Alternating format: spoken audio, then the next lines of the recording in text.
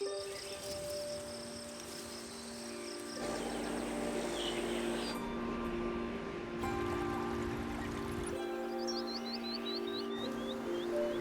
the Spaniards came and saw in California, they described as looking like a well-tended garden. It looked like that because it was.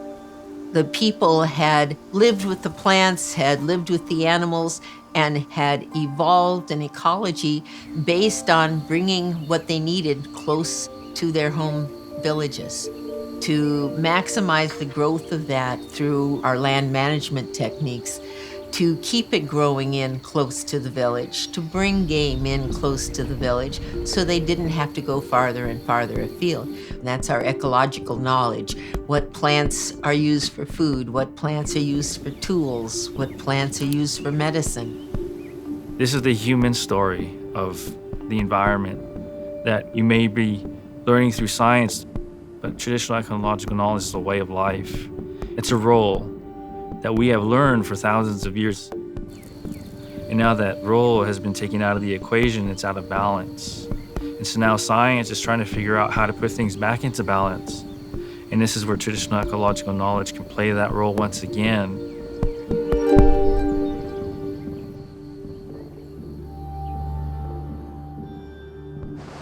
California is a beautiful, amazing, diverse place, both in terms of its cultures, but nature too, with everything from the coast to coastal ranges to inland valleys to the Sierra Nevada to the deserts that makes it one of the world's hotspots for biodiversity.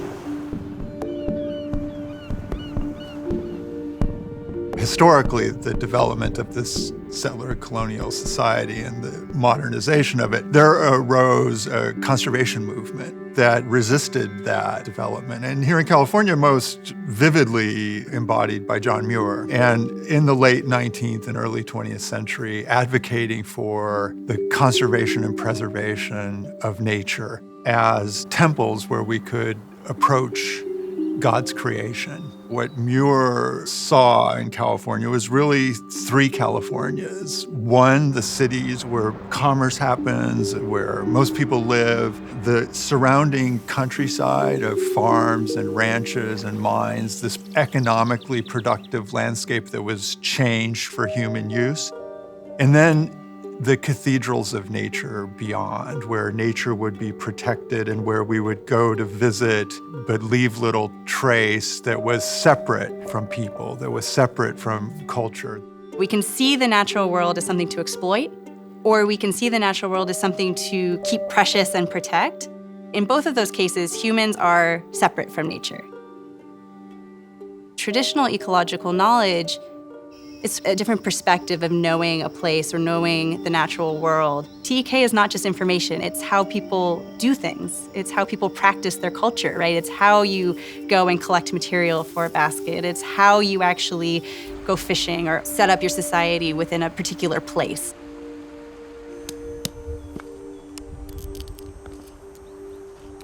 Traditional ecological knowledge is stories that were passed down for 10,000 years from our ancestors.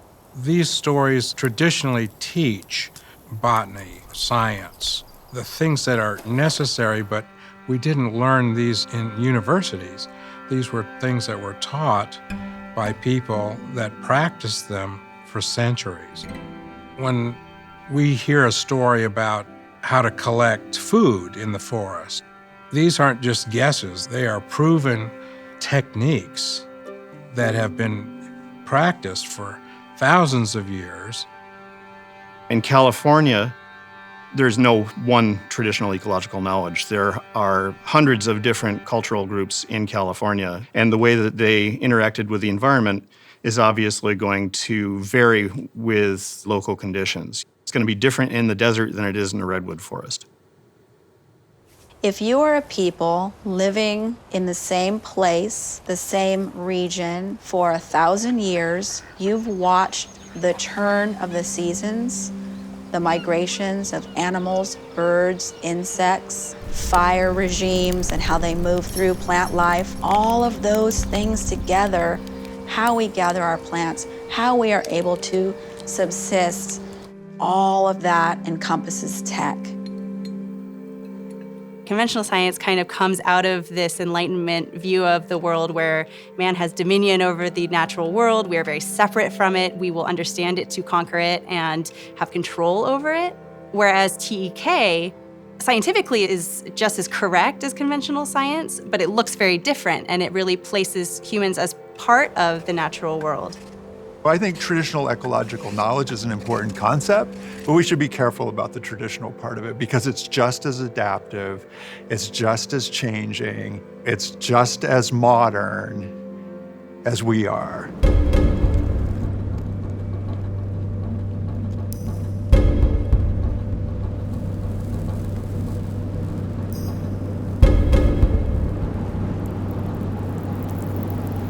Anybody who's lived in California for a long time has seen lots of wildfires, and I feel like in the last several years we've probably seen even more, right? Droughts exacerbating wildfires, creating drier conditions, and that's a huge concern to anybody living in the state. We continue to follow breaking news out of the Santa Clarita area where 200 firefighters are battling a fast-moving brush fire along northbound Highway 14 near Sand Canyon. A devastating blaze tearing through Southern California overnight, moving fast, tripling in size, and engulfing more than 18,000 acres of land.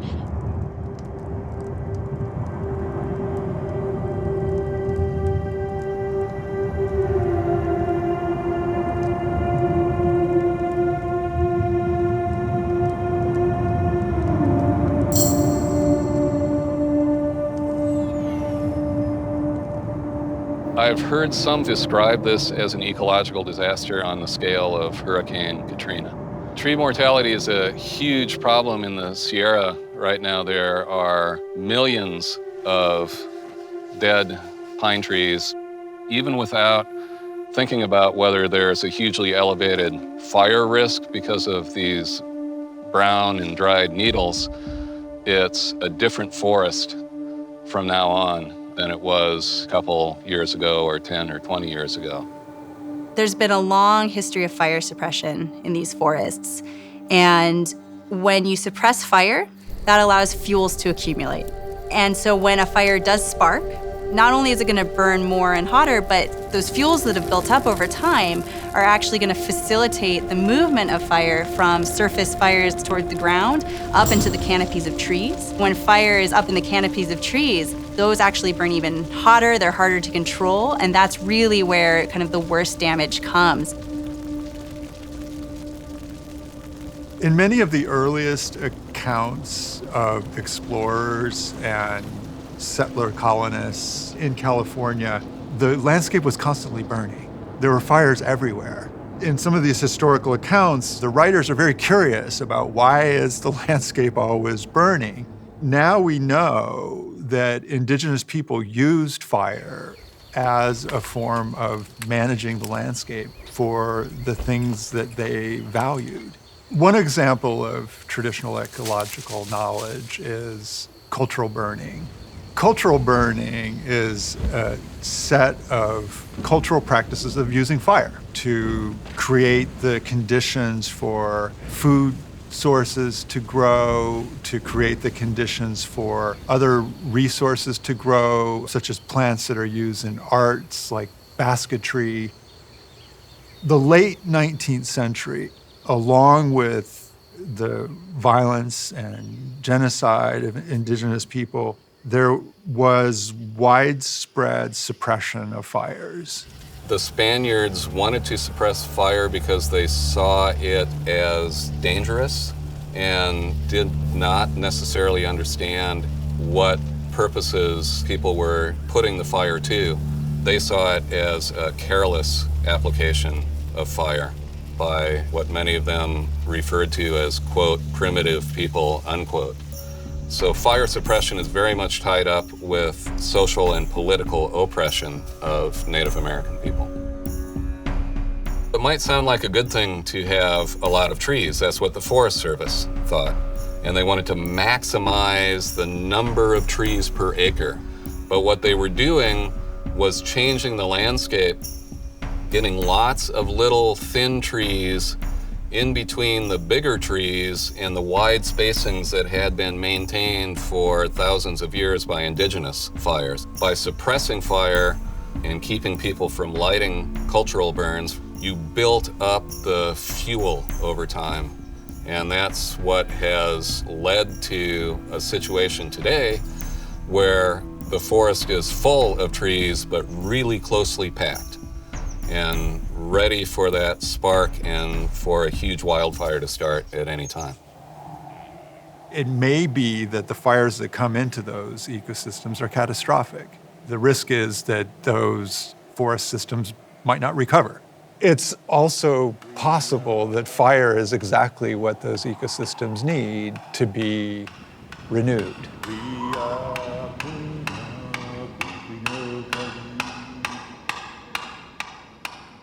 You have to know how to work with fire. When you're my age, I take my young ones out, smell the smoke, smell it. That's grass fire. Smell the smoke, that's a house burning. Smell the smoke, that's tires burning. That's a wood fireplace burning. You should be able to smell every single different kind of smoke. The animals teach their young to do that. But if there's no fire, they can't teach them to do that. That's why we have to burn. That's why we have to keep the fires going, so that all parts of life understand what it is that we're doing with fire.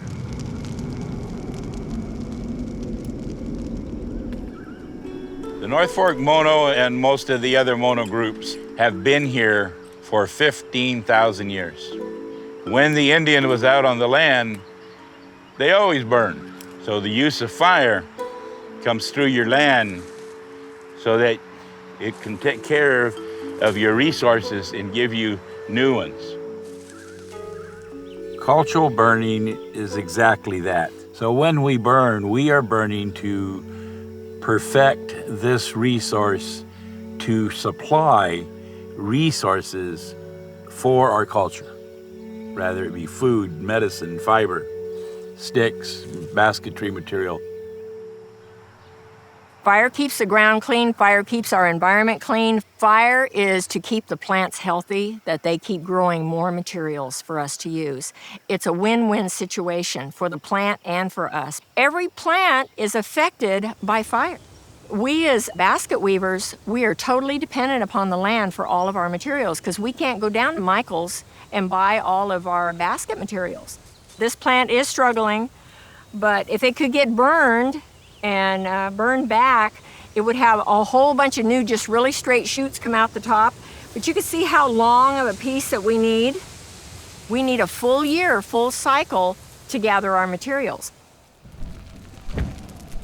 Fire is really a lot like electricity. Electricity is a dangerous thing.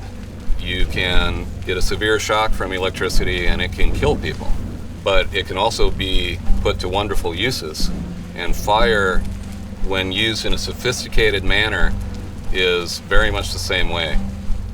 Fire can course through the forest like electrons through a wire and energize those circuits that the forest has. It can turn on the meadows and encourage them to bloom at the right time of the year. You have to have fire in order to have rejuvenation. I think a lot of people don't realize that there are many landscapes across California that actually benefit from fire. Fire is a force of good in many natural environments. When you use fire on the land and have these cultural burns, you can make an ecosystem healthier. I think a really critical part of the way that it was done here in California is that when they did small burns, what would happen is you would get grasslands and berries and other plants that would come back. And typically, studies that have been done suggest that the diversity and the density of the foods that are from those plants really increases in that year or two after a burn. This idea that you have a moderate level of disturbance, that's when you have the highest levels of diversity and richness and environment. Didn't you guys just burn it? It's been a few years. We've burned like, I don't know, 50 yards in all directions. And so this was part of a little plot we had burned here. So these are new shoots right here coming up. It's good to see this. We'll have the berries to eat. If you eat them red and dry with salt, We were burning an area that hadn't been burned for well over 100, 120 years. And when we did burn, these bushes that we're standing in the middle of that are basically 3 foot tall were about 5 or 6 feet tall. And so thick you could not walk through them. So dry that lichen and California dodder, which is a parasite, was beginning to crawl all over them and kill them. So it needed fire. This land needed fire. You need to be able to see through the trees. The concept that we are bringing forth when we work out on the land is this open concept. We've got to be able to see through. When the baby is inside of the basket, look through the basket. See the world. See through the basket to the outer world. See through the forest. See through from this world to the next world. Always the ability to see through.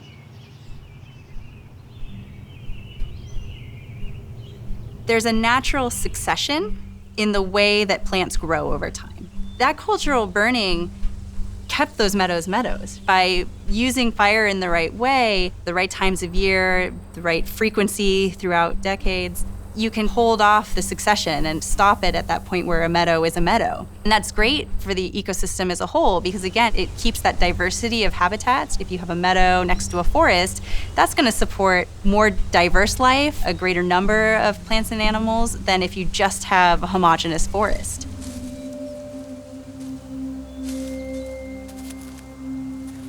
One good thing, if we could have a fire, it brings the springs back. The water level comes up. So the springs hold more water. Fire is always about water.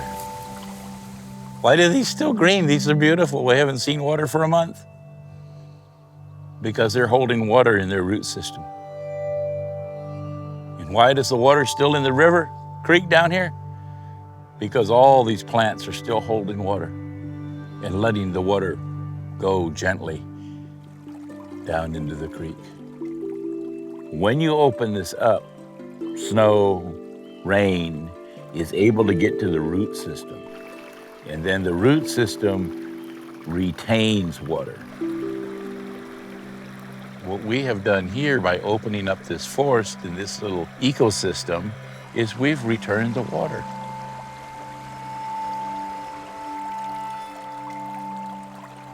The traditional ecological knowledge of folks like Ron Good tells us that fire can help thin out and manage the forests, maintain meadows where water can seep into the ground so that it doesn't run off immediately and it's stored.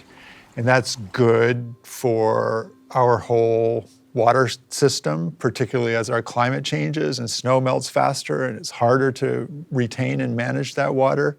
So this is what traditional ecological knowledge tells us. It's really interesting that science is telling us the same thing in different studies of meadow ecosystems in the Sierra Nevada.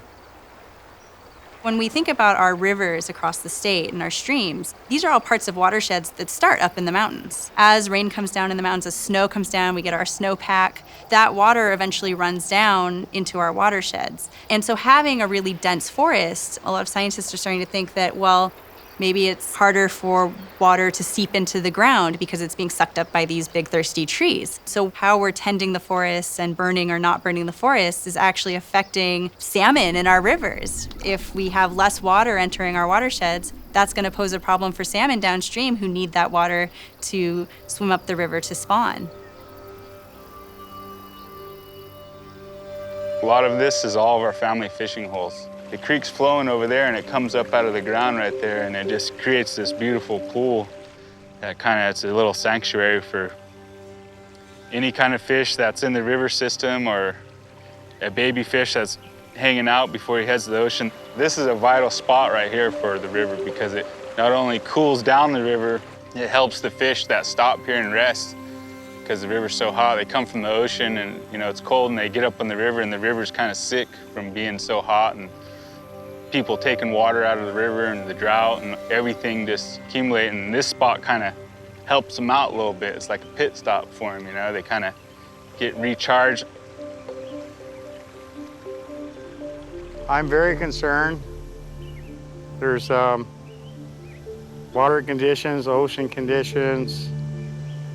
Right now,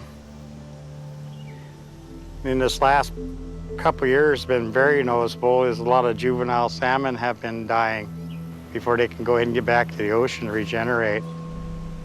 In the 20th century, we saw the transformation of California with huge water projects, with the damming of rivers for irrigation supply, for hydroelectricity, for flood control, and the building of those great dams and the farmlands that used the water that was impounded for irrigation created what we call a kind of hybrid landscape that is both natural and engineered. And that's the California bequeathed to us by the 20th century, that we're now thinking hard about how we can transform for a sustainable future in the 21st century and beyond.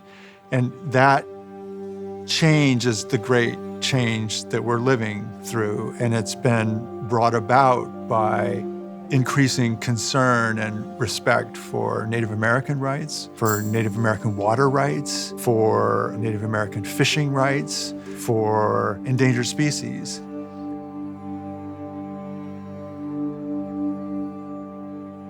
We've been working for a number of years to remove dams on the main stem of the Klamath River. With dam removal comes the possibility of re-establishing runs of spring chinook once again into the entire basin. Across the state, there are a number of ongoing battles to protect our river ecosystems, whether that's to remove dams. Do we get rid of all that concrete and kind of rewild that river ecosystem? It could be cleaning up pollution from runoff from local industries and farming, the pot industry in Northern California, all of these different things that affect the health of the river. Activists all over the state are trying to make changes to these rivers to bring them back towards their more natural and healthy state.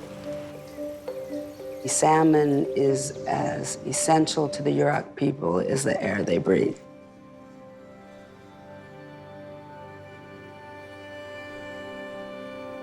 In the 1930s, the state of California asserted its jurisdiction on the river and closed the river for Indian gillnet fishing. That didn't prohibit my family, who believed that we have that right to fish, that inherent right to fish. And so my uncles kept fishing, but they fished at night, and they continued to fish. And eventually they did get caught, and that resulted in the Supreme Court case that reaffirmed our rights in 1976. I started out when I was 12 years old, me and my brother. We was fishing, and they was chasing us around every night. We'd go up the river and fish, and we'd come down and just had them all confused, But my brother says, I'm tired of this. I said, I am too. The game wardens came up that day and picked our nets up. So we sat in there, and they says, well, whose nets was they? And everybody looked at us. Nobody wanted to claim them. And I said, well, I ain't going to let my net gone. I said, I claim all 5 of them. And so there was a lot of animosity because there were a lot of fishermen that were here on the river. And so when we started to fish with nets, they were very unhappy because they had claimed ownership to the river at that point. Because he was the one who took that court case, he was a target. So they would stop him all the time. The Klamath River and other rivers like other landscapes around California, are storied landscapes, storied rivers. They have a deep cultural history. And that history and those stories have often been forgotten, but are coming back with traditional ecological knowledge. And it's the importance of those stories that are part of the change of reconnecting in a powerful way to the salmon, to the river that the salmon depend on. Those stories drive that change and that caring as much as anything else. Historically, large populations of salmon used to live in all the major rivers of the state, from Northern California all the way down to Southern California. So salmon is a keystone species. And what that means is that salmon plays a very particular and important role in its ecosystem. So just like if you have an arch, the keystone is there to sort of keep everything in place. If you take it away, the whole structure falls down. If you take salmon out of its ecosystem, the whole ecosystem would fall apart. There's nothing else in that ecosystem that can play the role that salmon plays and replace it. So if salmon goes away, that's going to mean really bad things for the ongoing health of that entire ecosystem.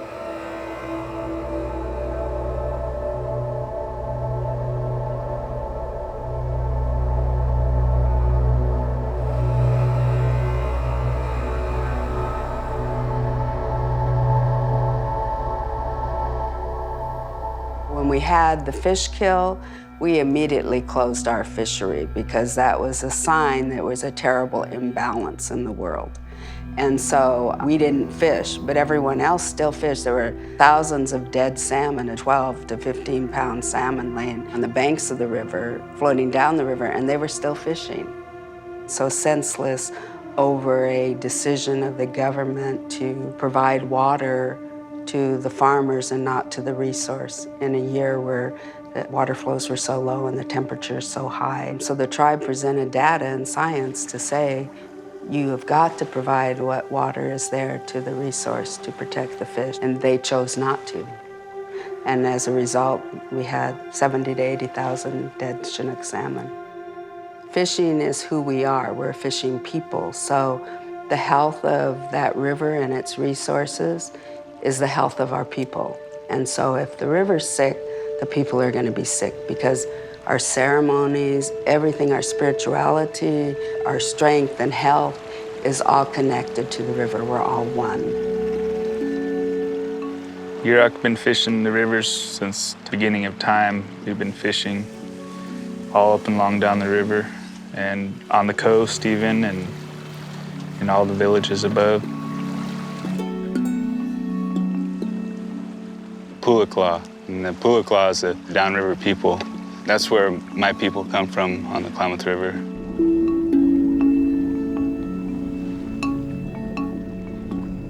The river does so much for us. It not only brings us our food, it brings us everything we need. We're at Requa, at the south side of the Klamath River, where the river meets the ocean. And that's what Requa means. It's the mouth, this is where it all starts. This is where everything comes in, where everything goes out. So it's a circle of life down here. I'm gonna do a drift net, just a basic 30-foot drift net, throw net. You can throw it off the beach and let it drift down and hope something hits it.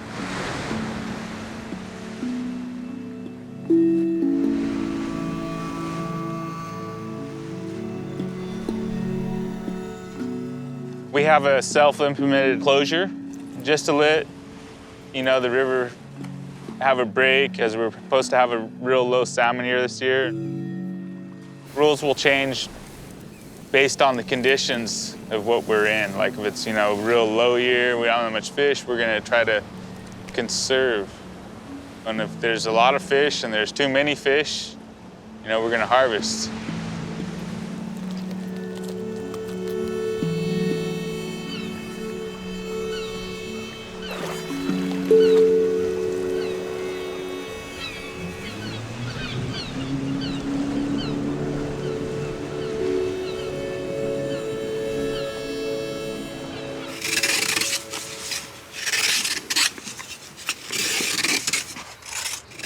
long as we are here, there has to be salmon. I could not imagine not having any salmon. It's our way of life. It brings us together. It provides healthy food, happiness, sadness, great occasions. We're almost ready. A little bit of sea salt, not too heavy, but we're ready to put these on. You want to start putting them in? Sure. Get them underway.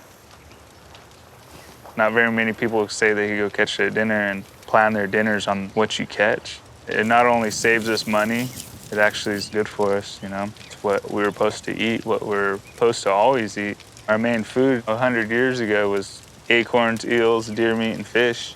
That was it. So we'll go like 10 minutes each side, be done. And the sticks will actually heat up really hot right here.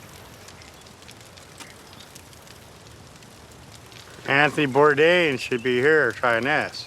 And then right off the stick. There's nothing better. Try a piece.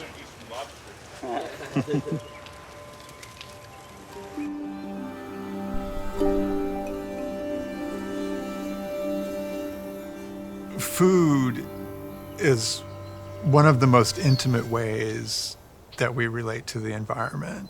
When settlers first arrived in California, they were really concerned that California and the environment and what they ate would change them somehow. Later, as they tried to clean the landscape, to produce food, to create modern agriculture, vegetable products, we began to conceive of our bodies as separate from the environment. Hey anane, hey anane, hey anane, oh hey anane. Way boy, leonani, oh leonino. Way boy, leonani, oh leonino. Hey anane, hey anane, hey anane, oh hey anane. I just fell in love with this song. It's just an acorn processing song. It's a Paiute song from the east side. The Paiutes on the east side loved acorn, but they don't have acorns over there. That's why we traded back and forth. That's the reason we filtered over the mountains and ran the Chukchansies off of their land, is because we wanted the black oak acorn, and we had to have it. Acorn is a pure living food. If you're putting something that sacred into your body, man, you're putting life into your body. I know the power of acorn. Our men were long-distance runners, and they would just have a little fanny pack and put some of those konawoys, those dumplings, in a pack, maybe with a little bit of jerky, and then run to Bishop. There was some form of acorn processing going on every day in the village, because for each person in the tribe, it took approximately 1,000 pounds of acorn to sustain one individual for a year. This little rock here can be made out of granite. Usually it is. It's called a Pessoa We'inu. But I love doing this the traditional way. I've tried using hammers to crack and shell. The Pessoa We'inu is the best way. Soapstone is extremely, extremely hot. And what happens when it goes in that basket with that acorn, what it's doing is roasting the acorn. And you can actually see that acorn brown in that basket, and it just brings out the richness of the flavor. You cannot get that in a pot. You just cannot, because a pot can't get as hot as this soapstone. I've got these things so hot when I put them in a basket, it actually scared me. So you want some really good chika-onos. Chika-onos are stirring sticks. And so you want some good strong ones, and you want to be ready for action, and you better be strong. And our grandmas were really strong.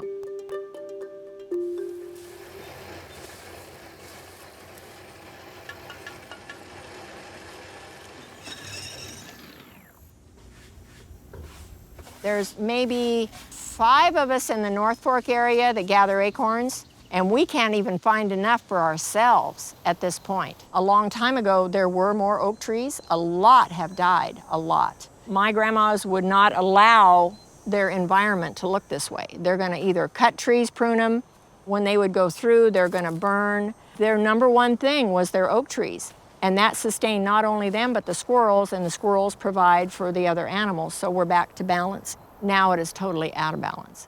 If you don't use something, you neglect it, it goes away. Now, in an interesting way, we're coming back to the idea that worried the first settlers, that the environment can affect and change us. We no longer think that it might be best if our food is produced in these ultra-clean, monoculture, vast fields under sterile conditions. California is a big agriculture state. We produce a huge amount of the fruits and vegetables for the entire country. As soon as you're thinking about producing food at that scale, that's a huge change to the landscape and to how we are tending and growing our natural resources. We're so used to getting everything from stores, those of us who live in urban areas and cities. Everything that we need to survive for the most part comes from a store, whether it's food, clothing, a repair on your house, everything is from a store, it's there. We're not used to going out and harvesting and gathering that ourselves.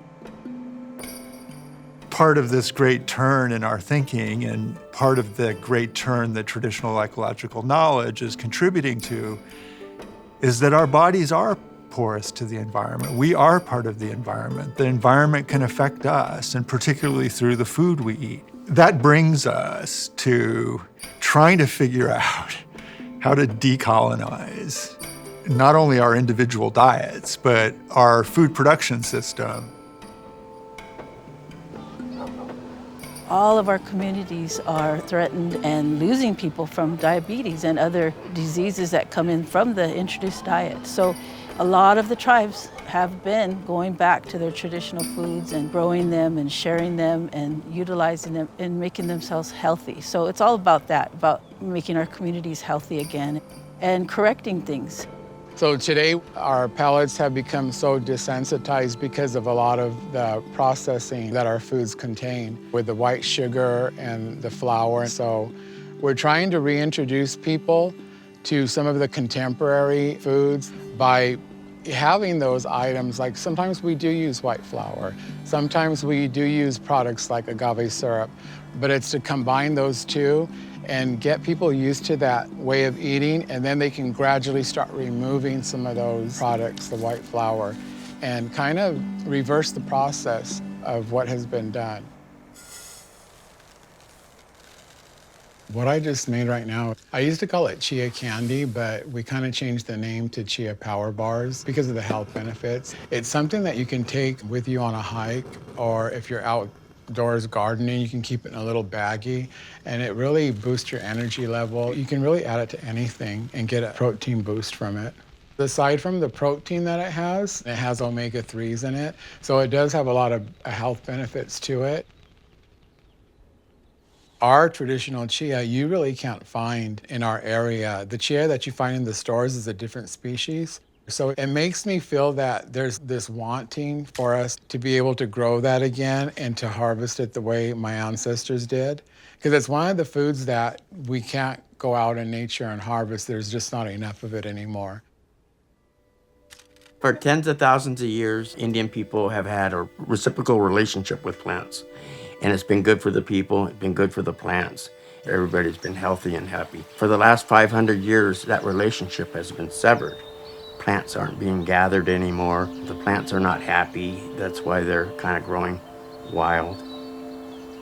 Everything we needed for our life came from our native plants and our native animals, which are dependent on our native plants. If we wanted a tool, it came from our native plants. If we wanted food, it came from our native plants. If we wanted to build a house, it came from our native plants. We're at one of the villages on the American River that was part of this whole river corridor of villages, which is Nisenan Maidu territory, or Southern Maidu. There's at least 3 or 4 plants just in this small area that are very useful. So this is Artemisia, and it is one of the plants we use a lot for either women's medicine, but also for protection. It's made into a tea, and it's drank to help regulate your moon cycle or your menstrual cycle.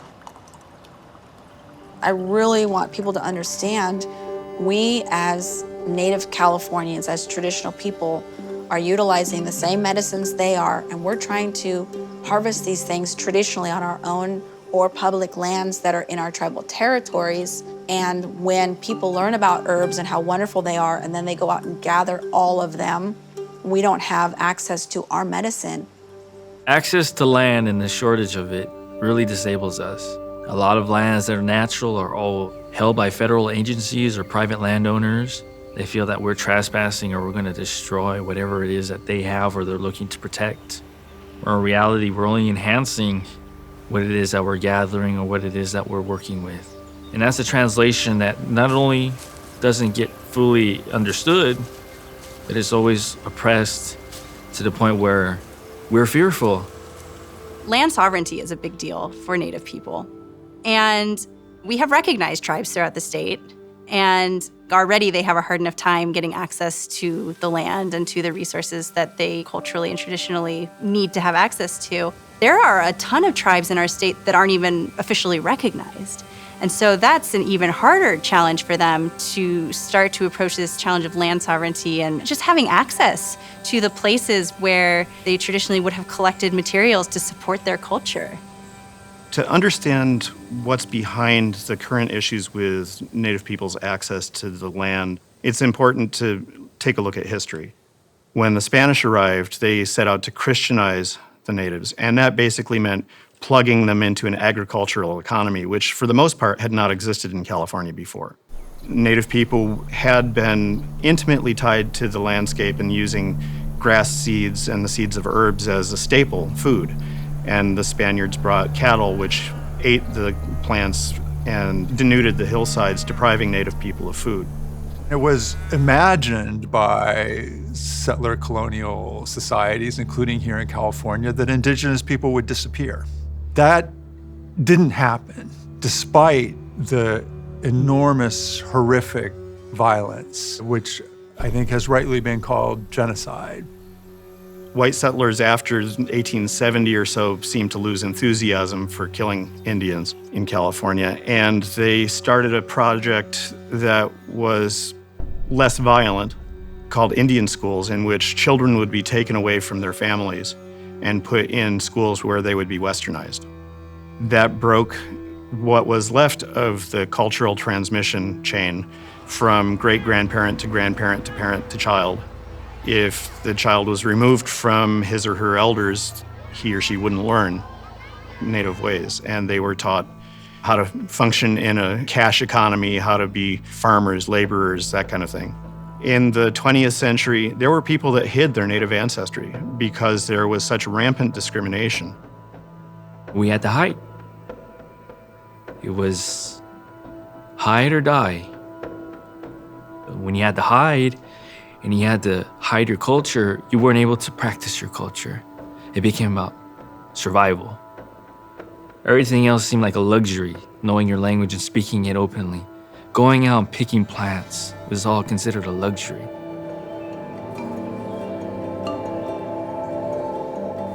This basket has a prayer that wraps around it, and it protects the plants that I gathered inside. And it says in Shmuich, Kino no hil alapai, Kino no hil alishao, Kakina hihol atwai, Tanikilik hihel kuku. And what that means is, Grandfather in the sky, thank you for the sun, thank you for the moon. Please watch over the people. My name is Tima Link. I am Shmuich Chumash, and I'm a weaver. Being a gatherer is not just a practice, it's a mindset. It means that no matter what I'm doing, I'm going to work, I'm out in the world, that I'm always ready. My mind is always ready. My eyes and my hands are ready to gather. So the Spanish came, and then the United States, and they swept over the land, and when they were done, it was cut into tiny little pieces, and they put fences around those pieces. We live in a world of fences today, and those fences are boundaries between us and the landscape. I respect boundaries. I think we all do in this world today, but fences, borders, dams, some things were never meant to be. And today we really try to talk to people about what a relationship could mean between us, Native people, and them, and how it could enrich both of our lives. One of the places that I gather at right now is Hedrick's Preserve. The man who owns it, Sandy, the land there has been in his family for generations, and before that it was in our families. And so fast forward in time, I'm looking at the plants that are on that preserve as a resource for my weaving. So one day Sandy found me. He says, I have this beautiful property and I've worked for years to restore it with native plants. And he said, I know we have basket plants, but I'd like you to come see what you think. And I'm so grateful that I have that relationship with Sandy at Hedrick's. I will say though, it's a little ironic that I sign in to a place that we used to own. I always loved coming out here, especially with my family. The plants are family, we're family together. And it feels good here. It feels good here. And today we're gonna clean things up. Got a lot of healing to do here on the land and a lot of dead things to cut back. And it's gonna be a good day. So thank you.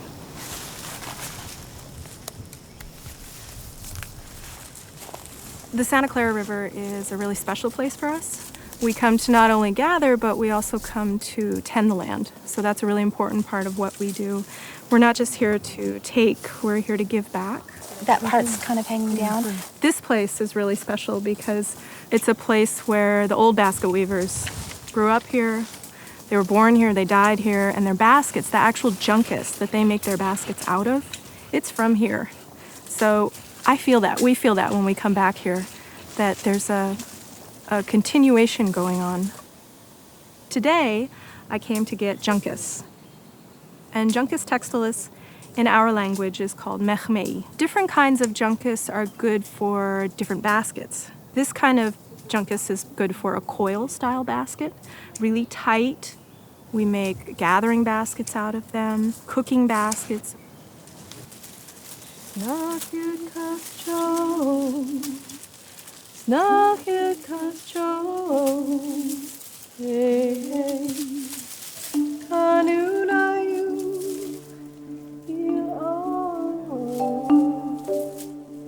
When I weave, I have so many points of contact, right? My hands are always in it. We're holding hands. My body's pushing, my knees are pushing. I'm forming this basket. So it's very much like nature. You have to be out there with many points of contact. It's like a dance partner. Nature pushes you, you push back. If one pushes too hard, it unbalances. And we see that with the fires now. Nature's pushing hard, and we have to push back. Or we push too hard, and it pushes back. So it is that balance back and forth. Native people are finding our traditions again. The traditions are coming to life. They're not always lost. Sometimes they're just asleep. One of the things that the world hears about us is that we're not here, that it's all past tense. All of our books, all of our TV, it tells us past tense. They lived, they worked, they ate, they were. And it's important to know that we're here. And the native plants are here too. Neither one of us have gone away. And we are flourishing. You just have to know where to look.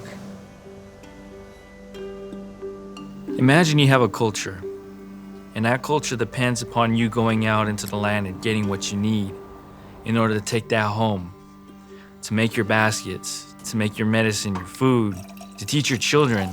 And when you don't have access or you don't have the ability to go out and get what you need, that has a devastating effect on your culture.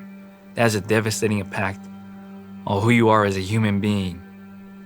And this is what we're dealing with. This long legacy of something that we didn't implement, but we're paying the consequences for each and every day. Racism still exists against Native people in California, but increasingly you see people who refuse to hide the fact that they are Native and who educate the rest of us about what it means to be Native. That's an inspiring development. Ichikwai-kwai tamaleo, Ichikwai-kwai tamaleo. Ichi-kwai-kwai, Tamaleo. Ichi-kwai-kwai, Tamaleo.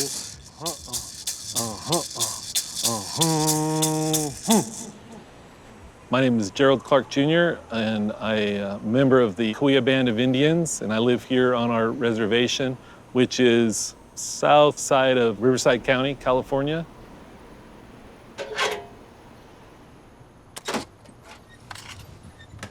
My family here at Cahuilla, we come from a long line of basket makers, and primarily it was women who made the baskets. And so I wanted to recognize that tradition, the beauty, the complexity of the tradition. For me, there's a strong reason why I'm using pop cans and beer cans, because both alcoholism and diabetes are, wreaking havoc on our communities today. And so I don't ever want to be accused of ignoring the obvious. As an artist, I have a responsibility to express the reality of my community.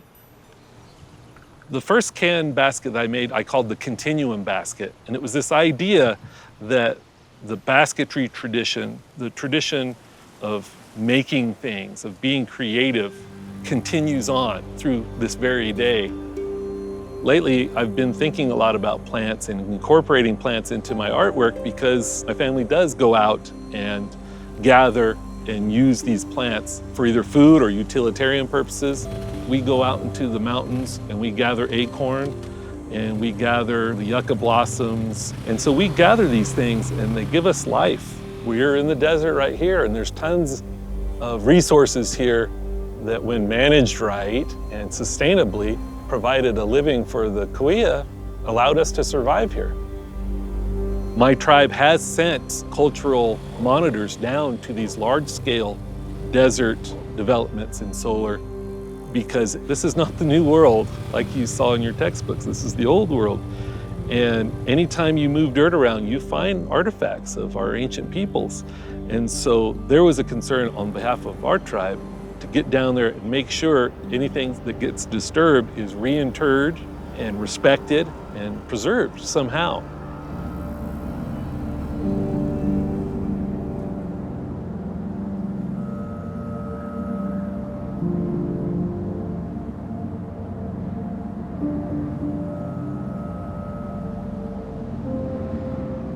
Fort Dry Lake, which is below the mountains of Genesis Solar Project, was a prehistoric lake where people lived. This Genesis project is where 3,000 artifacts were removed and are now sitting in the San Bernardino County Museum. There were 300 matatis. What matatis are used for is to grind food, such as the screw bean or berries to make food for their families. So 3,000 of those, along with a lot of ceramics, a lot of water vessels made of clay. What we told them at the time was anything you take out of the ground, we consider funerary because somebody somewhere held that item and used that item.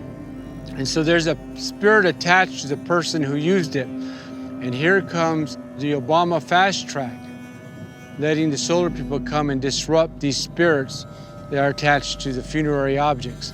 And that's what we are opposed to. The issue is we're not against solar, and we're not against industry coming to this area. What we're against is our people being dug up and the funerary artifacts being dug up.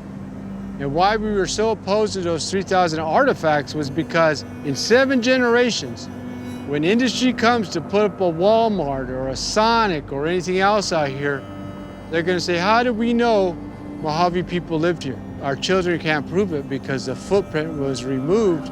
They'll say, well, then you have no ties to your land. And so 7 generations, bring those artifacts back and put them back where they were because that's where they belong, because that's our footprint of who we are. When the environment suffers, so does our culture, so do our people. And it's a holistic approach that everything is connected, everything is a circle, rather than we look at it as isolated incidents or isolated problems. When one issue arises, it has a culminating effect to all other aspects of our culture, of our land, of our environment. And that's what we're dealing with today. That's what we're picking up the pieces and trying to put back together and fix what we can. We've been on this path for 150, 200 years. And I think now we have a choice. We can continue down that path, or we can rethink our relationship with the environment and forge a new path. And I think that is our turning point right now. One thing traditional knowledge does, it gets you back to their culture. We kind of had a lost generation of Indian people where they were kind of taken away from their culture, and there was a lot of health issues and mental health issues. And the way we kind of solved that is getting back to the culture. When Indian people get back to the culture, they knew who they are, they're more secure with themselves. And one of the ways to do that is with plants, and the other way is with language. And then when you combine the two, it's just a wonderful thing to connect people. I wouldn't be teaching about our culture and our environment and the way we do things without the belief that this is open to all people to not only learn, but understand, to adopt, to take on as their understanding of this. As a person who learned from my elders about these things, the only thing that I can really hold on to is hope. If we can start getting people to understand, I don't care where you go on this earth, you better honor the indigenous of that place, whether it's the people, the animals, the plants, the water. The moment that you disregard that, everything is thrown out of balance. There won't be one simple answer, but through listening and learning, we can understand ways that we can change our relationship with nature, that we can begin to see ourselves not as separate from nature, but as part of nature, part of a co-creation of people, nature, and culture, all working together to create the kind of world that we want to live in. If you have a brand new house and nobody lives in it and nobody cares for it, in a matter of a couple of years, it will begin to fall apart. It needs to have somebody living in it. And this land has to have somebody living in it. It's becoming more and more prevalent that non-Indigenous people are looking to the Indigenous for solutions. They're saying, how did you cope for the past 10,000 years during these times of climate change? All of these things the Indigenous people have endured, they've coped with, they've dealt with, they've lived through it. They've told their stories on how to live. We're coming out of a 20th century technology, and we're going to go into a 21st century technology, but that may have a lot to do with very ancient technologies too.